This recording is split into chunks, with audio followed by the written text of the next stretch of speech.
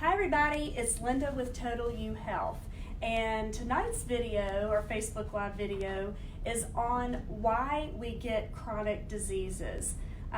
This is an important topic. I think we're all affected in one way or the other. Either we have a chronic disease or we know someone close to us who might have one. So it's not going to be very long, but hopefully you'll get some good insight from it. So here at Total You Health, we want to help people achieve total wellness.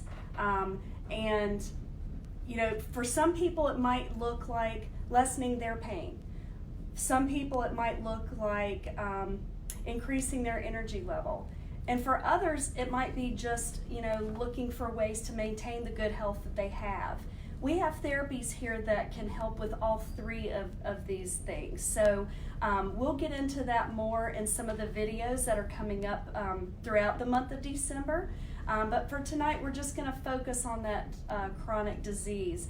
And one thing that I want to mention, we don't have a giveaway tonight as far as drawing for something, but if you comment or PM me or have a question, I will send you a list of foods that are known to be high in antioxidants. And you're going to hear in just a minute why those are so important. So again, just comment, hello, Sam.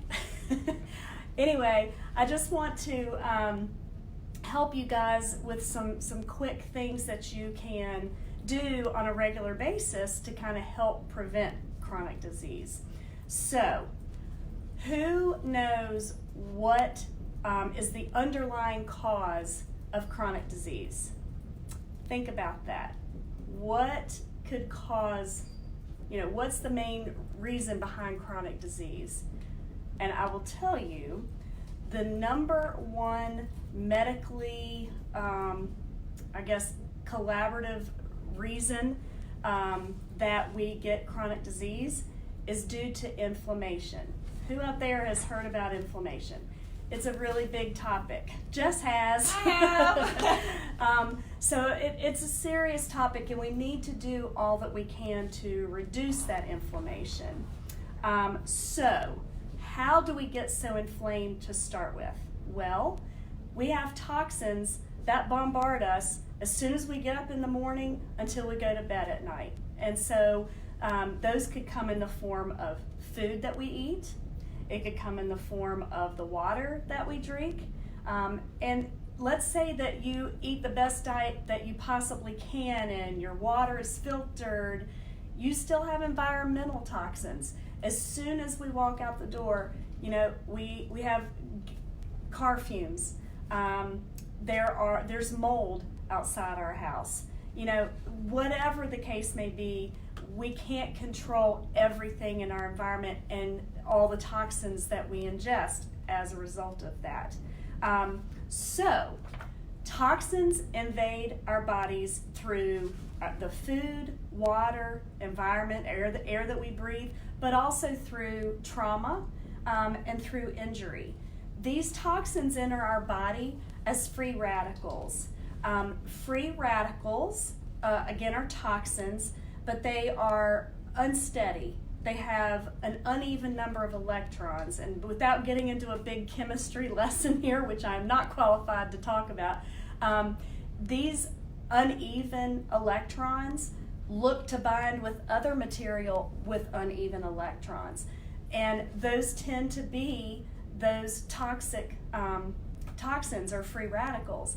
When they bind, they cause the cells to clump, and it clears out oxygen. Oxygen is needed in our cells to provide our body the energy it needs. Our mitochondria in our cells make ATP, which is cellular energy. When we have an injury, a trauma, are bombarded with toxins, our ATP lowers. And so as a result, we don't have the energy that we need to either heal the body or do the things that we need to do every day. So antioxidants are important because they actually help prevent free radical damage. So the damage that those toxins entering our body, the antioxidants help combat that. Our body does produce some antioxidants. We also get antioxidants from the foods that we eat. So again, if you message us, PM with a question, a comment, I saw a thumbs up there, great job. We can send you a list of those foods that are known to be the highest foods in antioxidants. So, and they're great tasting foods, so you're going to want to know what that list is. Anyway, so these antioxidants defend our cells from free radical damage. But how does all this accumulate into chronic illness? So when you have cell upon cell that are damaged and they're clumping and we don't have enough room for oxygen, this causes what is known as oxidative stress.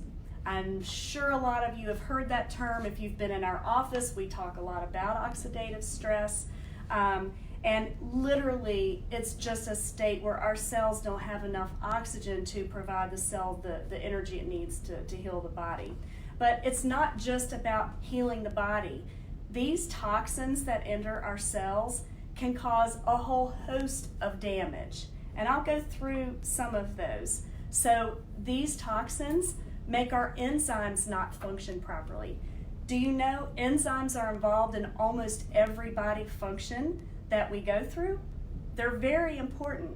And if they are damaged, it can cause low energy, it can accelerate aging, and things like that. Also, these toxins can cause weaker bones. You've heard of osteopenia, osteoporosis.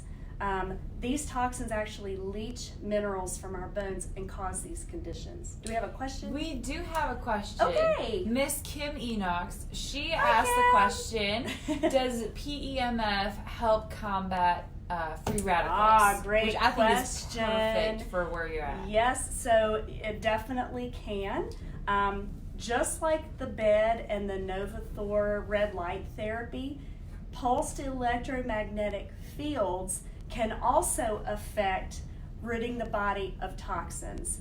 The way it does that, we have a positive and negative charge in our cells. That's how material moves between the cells. So that's our own body energetic field.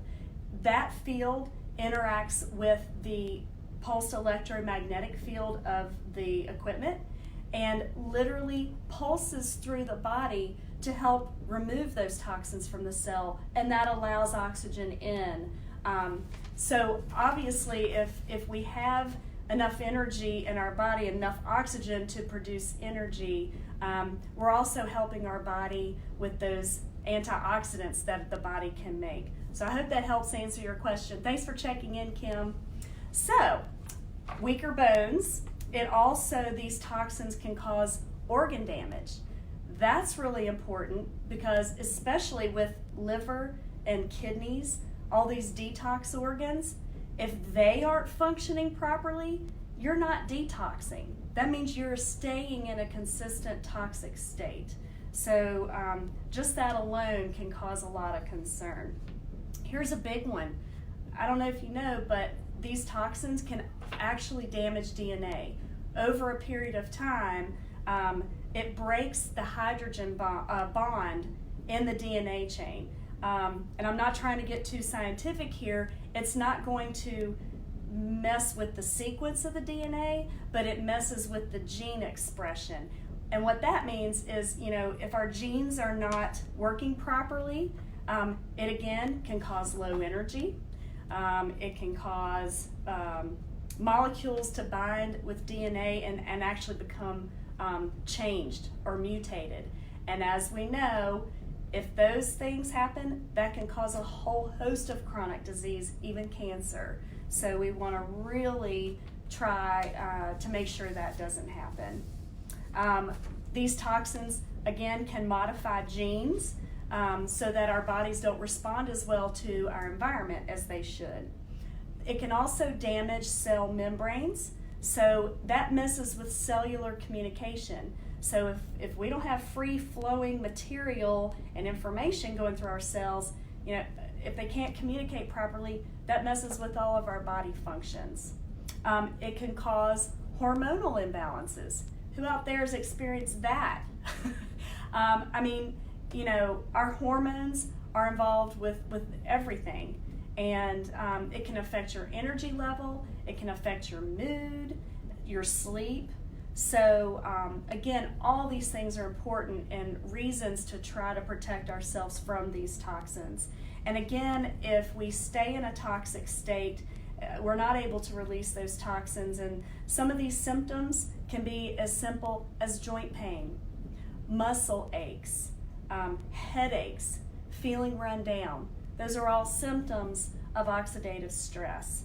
So I'm not trying to overstress you all with this information, but again, we really do need to take seriously the damage that inflammation can do.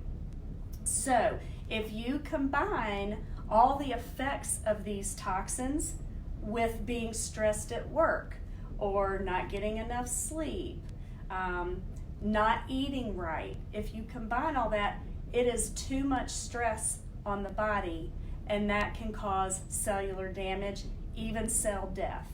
And when you have too many of those cells dying or being damaged, that can cause oxidative stress.